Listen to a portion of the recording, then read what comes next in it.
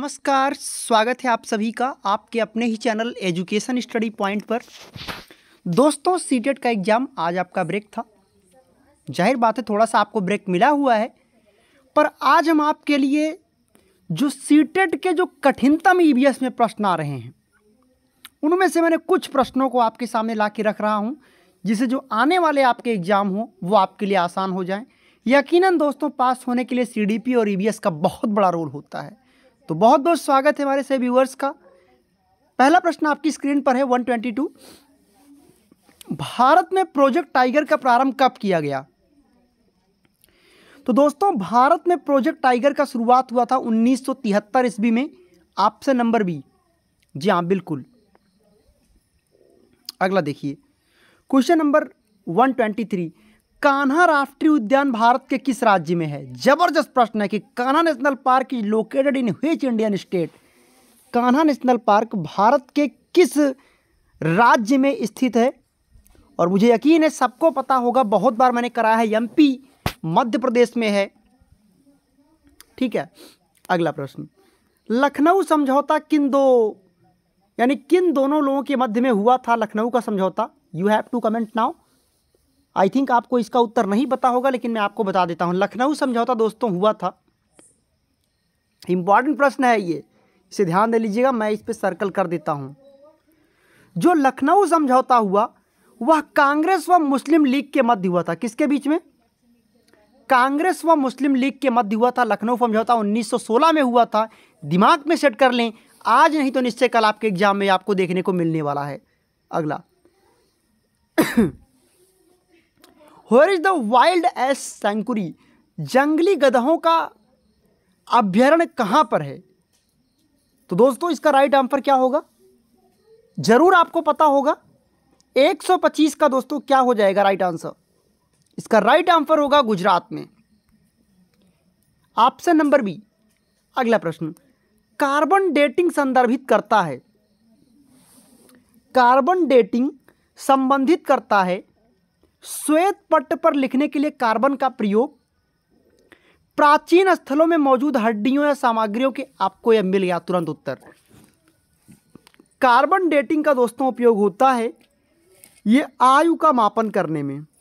ये आपको दिमाग में सेट रख लेना है। Measurement of the age of the bones are material in an ancient sites. Ancient का मतलब प्राचीन, जो बीत चुकी हैं, पुरानी स्थलों में हड्डियों सामग्रियों के आयु के मापन में होता है। अगला प्रश्न। संविधान सभा ने राष्ट्रीय गान को कब अपनाया? आई थिंक ऐसा ये प्रश्न है, शायद ही ऐसा कोई स्टूडेंट होगा जिसे पता ना हो। 24 जनवरी 1950। The constitution assembly adopted national anthem on 24 January 1950। That means option number B is the right answer. चलिए आइए ले चलते हैं नेक्स्ट क्वेश्चन की तरफ। आओ, बायोमैग्निफिकेशन क्या है? ये जबरदस्त प्रश्न है। आपके एग्जाम जो होने हैं आने वाले सीटेट के, उसके लिए बहुत हेल्पफुल होगा। मैंने कठिनतम प्रश्नों को थोड़ा सेटअप करने की कोशिश की है, जो नए सिलेबस पर, और जो सिलेबस तो छोड़ो, सिलेबस के बाहर ही पूछ रहे हैं वो कुछ प्रश्न 2-3। तो बायोमैग्निफिकेशन क्या है? इसका राइट आंसर होगा ऑप्शन नंबर सी। समय के साथ ऊतकों में विषैले पदार्थ की बढ़ती सांद्रता। ऊतक आप जानते हो, आपका शरीर ऊतकों से मिलकर बना होता है। बहुत सारे ऊतक मिलकर क्या करते हैं? कोशिकाओं का निर्माण कर देते हैं। तो ऑप्शन नंबर सी ध्यान रखना। ऑप्शन भले ही पूरा ना याद हो, लेकिन ये दिमाग में जरूर आपके होना चाहिए कि हाँ, सर ने ये चीज़ बताया था कि बायोमैग्निफिकेशन का मतलब होता है समय के साथ ऊतक जो होते हैं, जिससे हमारा शरीर बना होता है, उसमें विषैले पदार्थ की बढ़ती सांद्रता।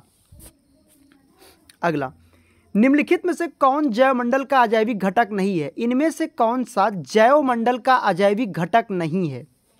कवक, मृदा, protein, phosphorus. Which of the following is not a biotic component of the biosphere? अजैविक घटक नहीं है। अजैविक समझ रहे हो? अजैविक का मतलब जिसमें जीवन नहीं होता, वो घटक कौन सा नहीं है? यकीनन आप सबको इसका आंसर पता होना चाहिए। कवक यानी फंगी। दोस्तों, ये जैविक है, जबकि मृदा, प्रोटीन और फास्फोरस ये अजैविक होते हैं। आपसे निगेटिव पूछा है, which of the following is not a biotic component of biosphere. कवक आप जानते ही हो, कवक समझते हैं क्या होता है? देखिए मैं आपको बताता हूँ। कवक और शैवाल का बहुत ही पुराना संबंध होता है। जो नीले हरे शैवाल होते हैं, शैवाल और कवक। शैवाल दोस्तों जो आप लोग देखते होंगे, बरसात होता है ना, बरसात होने पर जो काई पड़ जाती है उसे शैवाल कहते हैं, नीले हरे शैवाल। और जो कवक होता है, ये कवक के ऊपर ही शैवाल पड़ता है। क्योंकि देखिए दोनों में दिक्कत है, कवक अपना खाना स्वयं नहीं बना सकता, तो शैवाल कवक को खाना बना के देता है, जबकि कवक शैवाल को रहने के लिए घर देता है। ये छोटी मोटी चीजें हैं जो आपके दिमाग में जरूर सेटअप होनी चाहिए। ग्रीन पीस कई बार कराया हूं, कल भी बताया था, आज भी बता रहा हूं, किसी न किसी बच्चे के एग्जाम में जरूर देखने को मिलेगा। The headquarter of green peas international is located in the, तो मैं आपको कह ही चुका हूं कहां पे है, एम्स्टर्डम में है। Option number A. अगला, निम्न में से कहां पर आर्सेनिक द्वारा सबसे अधिक जल का प्रदूषण होता है? यकीनन सबको पता होगा, मैंने करा है पश्चिम बंगाल में, West Bengal. Option number D. अगला प्रश्न, भारत में पश्चिमी घाट के दक्कन शुष्क हैं क्योंकि the Deccan of the western Ghats in India is dryer because of rain shadow प्रभाव है, उच्च तुंगता प्रभाव है, निम्न ताप प्रभाव है, या दाब प्रभाव है? क्या लगता है आपको? अपने कमेंट्स अपने रखिएगा, पर मुझे पता है आप वीडियो को स्किप करके देख लोगे। जी हाँ, इसका राइट आंसर होगा आपका option number A, rain shadow प्रभाव है। भारत के पश्चिमी घाट के जो दक्कन होते हैं वो शुष्क हैं, उसमें नमी है, इसका रीजन होता है रेन शैडो इफेक्ट। मेरी कोशिश रही थी कि ईवीएस में कुछ ज्वलंत क्वेश्चन ऐसे आ रहे हैं जिन्हें आप पढ़े ही नहीं हो, तो मैंने कोशिश किया है कि आपके लिए कुछ बेहतरीन कंटेंट आपको दे देता हूं, जो आपके आने वाले फ्यूचर जो आपके एग्जाम्स हैं उनमें आपको बहुत हेल्पफुल होगा। ये वन्य जीव सुरक्षा अधिनियम कब पारित किया गया? 133। क्या आंसर होगा? तो दोस्तों इसका राइट आंसर होगा ऑप्शन नंबर ए, वन्य जीव सुरक्षा अधिनियम आया 1972 में। दोस्तों अगर वीडियो अच्छा लग रहा होगा तो चैनल को सब्सक्राइब जरूर कीजिएगा, पहली बार अगर आप विजिट किए हैं तो वीडियो को लाइक कीजिएगा। अगला प्रश्न आपकी स्क्रीन पर देखिए, ये आपका नेक्स्ट क्वेश्चन है। एक सेकंड। 134, वायुमंडल की ऊपरी सीमा पर प्रति इकाई क्षेत्र में प्राप्त होने वाली सौर विकिरण को क्या कहा जाता है? वायुमंडल की ऊपरी सीमा, आप जानते हो कि वायुमंडल पर ढेर सारे प्रश्न बन रहे हैं, तो मैंने भी सोचा आपके लिए कुछ बेहतरीन क्वेश्चन बना देते हैं, जिससे आपका भी जो एनर्जी लेवल है, कॉन्फिडेंस लेवल है, वो काफ़ी ऊंचा हो जाए। तो वायुमंडल की ऊपरी सीमा पर प्रति इकाई क्षेत्र में प्राप्त होने वाली सौर विकिरण क्या कहलाती है? दोस्तों इसको कहते हैं सूर्य तप। तो सूर्य तप that means option number C. अगला क्वेश्चन, किस देश के संविधान से मौलिक कर्तव्य लिए गए? कई बार बताया हूं, कितनी बार मैं इस चीज को आपको कहूं कि अगर मौलिक कर्तव्य कहेगा तो कर्तव्य में क्या है? मौलिक कर्तव्य अगर आपसे कहता है तो कर्तव्य में क्या है? कर्तव्य में दोस्तों रा है, तो रा से रूस होता है, then you can go with USSR। अगर ये नहीं होगा देन आप UK कह देना, ठीक है। चलिए, सर्वाधिक, हाँ एक और बता देते हैं, मौलिक अधिकार कहां पे लिया गया है? तो आप अधिकार आ से अमेरिका। जैविक विविधता कहां पाई जाती है? Most biodiversity is found in the, कहां? शांत घाटी, सूरमा घाटी, फूलों की घाटी, दोरांग घाटी? You have to comment now. जरूर बताएं, कोई भी समस्या हो कमेंट सेक्शन में लिख दें, और अगला टॉपिक हमसे आप क्या चाहते हो ये भी बताएं। और जल्दी आपका यूपी टेट की क्लासेस चलने वाली है, आपसे मैंने समय के लिए पूछा है, तो आप चैनल पर क्लिक करिएगा, कम्युनिटी टैब में जाइएगा, आपको जो भी समय उसमें दिख रहा हो, 11 बजे, 12 बजे, 1, 2, मैंने उसमें 4 ऑप्शन आपको दिए हैं। जितने बजे आपको क्लासेज लगता है कि आप सभी कर पाओगे, एक साथ इकट्ठा हो पाओगे, उसी टाइम पर मैं लाइव सेशन को यूपी टेट का बेसिक से क्लास करवाएंगे। और इस क्लास के बाद आपको ऑफलाइन क्लासेज की कोई आवश्यकता, कोई मतलब अनुभव ही नहीं करोगे आप, तो टेंशन लेने की ज़रूरत नहीं है, एवरीथिंग इज़ फाइन। सीटेट अच्छा कराया है तो यूपी टेट भी बेहतर कराऊंगा। तो सर्वाधिक जैव विविधता कहाँ पाई जाती है? क्वेश्चन नंबर 136 के लिए आपका कमेंट होना चाहिए, क्या होगा? दोस्तों वैसे तो सर्वाधिक जैव विविधता अगर पाई जाती है तो वो होता है भूमध्य रेखीय क्षेत्रों में। इसका मतलब क्या होता है? इसका मतलब है शांत घाटी। ये ऑप्शन जो आपको दिख रहा है भाई, साइलेंट वैली। और ये कहाँ है ये साइलेंट वैली? जी हाँ, ये केरल में है। बहुत कुछ होने वाला है अब याद रखिए, कमर कस लीजिए यूपी टेट के लिए। ज़्यादा आपसे निवेदन है कि ज़्यादा से ज़्यादा बच्चों तक ये वीडियो पहुँचाएँ, ज़्यादा से ज़्यादा लोगों को इंगेज करें कि आपके चैनल पर यूपी टेट की क्लासेज शुरू होने वाली है मंडे से। मंडे को कितने बजे होगा वो आप लोग कमेंट में जिस आप जाकर देख लीजिएगा। जिस टाइम पर ज़्यादा अमाउंट पड़ा होगा उसी टाइम पर आपकी क्लासेज शुरू कर दी जाएगी। तो मंडे को आपकी यूपी टेट की क्लासेज शुरू कर दी जाएगी। क्योंकि सीटेट में आपने 7 महीने पढ़ा है और यूपी टेट के लिए अगर आप 2 भी महीने ना पढ़े तो बेकार है फिर आपका पढ़ना, है ना। तो वो कहावत है कि सीटेट की तैयारी कर रहे हो तो उसी से यूपी टेट भी निकाल दो, तो आपके लिए बहुत बेहतर होगा। नॉलेज आपके पास पूरा परिपूर्ण है, केवल थोड़ा सा क्या करना है, उसी एनर्जी को यूपी टेट की तरफ मोड़ देना है। अगला, जिनका पेपर नहीं हुआ है वो भी यूपी टेट की तरफ आएँ, बिकॉज पॉइंट टू पॉइंट प्रश्न जो आपके आते हैं। एक पेपर में तो पैडागॉजी आया ही नहीं था, फैक्ट टू फैक्ट पर चल दिए थे, तो जरूर आपको बहुत हेल्प करेगा। एलपीजी के संदर्भ में क्या आपत्ति है? What is not true for the LPG? LPG मतलब समझते हो, लिक्विफाइड पेट्रोलियम गैस।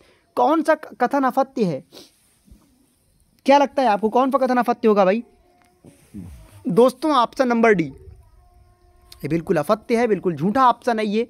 मीथेन उत्सर्जित करने वाला नहीं होता है कभी एलपीजी। देखो इसमें 3 बातें बिल्कुल पॉजिटिव में। नीली ज्वाला के साथ जलता है, अच्छी बात है। इसका जो कैलोरीफिक वैल्यू होता है मतलब वो ऊष्मीयमान होता है, स्वच्छ ईंधन होता है, बिल्कुल सही है। लेकिन मीथेन को उत्सर्जित नहीं करता है। अगला प्रश्न, पारिस्थितिक तंत्र के घटक कौन है? आज मैं दावे के साथ आपके सामने बात कहने वाला हूँ। आने वाले आपके 2 से 3 दिनों में जो एग्जाम होने वाले हैं, पारिस्थितिक तंत्र पे जबरदस्त प्रश्न आने वाले हैं, इसलिए कमर को कस लीजिए। जरूर आपको पारिस्थितिक तंत्र से अभी प्रश्न आए नहीं हैं, तब वो दिन दूर नहीं जब पारिस्थितिक तंत्र के भी क्वेश्चन आपको देखने को मिलेंगे। तो इसका राइट आंसर होगा, मैंने आपको परिभाषा बताया था कि जैविक और अजैविक घटकों के मध्य पारस्परिक अध्ययन को, यानी साफ साफ शब्दों में कहा जाए तो सजीव और निर्जीव पदार्थों के मध्य पारस्परिक अध्ययन को पारिस्थितिक घटक कहते हैं, पारिस्थितिक तंत्र कहते हैं। That means option number B. समझ रहे हैं बात को? मकर रेखा क्या होता है? Tropic of Capricorn. तो मकर रेखा क्या होता है? You have to comment now, जरूर बताइएगा हमें। लगभग बच्चों को पता होगा मकर रेखा। देखिए कर्क रेखा 23 सही 1/2 क्या होता है? आपको पता होना चाहिए क्या होता है। चलिए अब ये थोड़ा सा सोच विचार के मैं आपके लिए कमेंट बॉक्स में छोड़ दूं क्या? देखिए मकर रेखा बेटा, देखिए मैं इतना इशारा कर देता हूं, बाकी कमेंट बॉक्स में आप खुद बताओगे। मकर रेखा पश्चिम से पूर्व की ओर खींची गई एक काल्पनिक रेखा होती है जो दक्षिणी गोलार्ध में भूमध्य रेखा के समांतर है। बाकी इस प्रश्न का उत्तर आप कमेंट सेक्शन में जरूर दीजिएगा।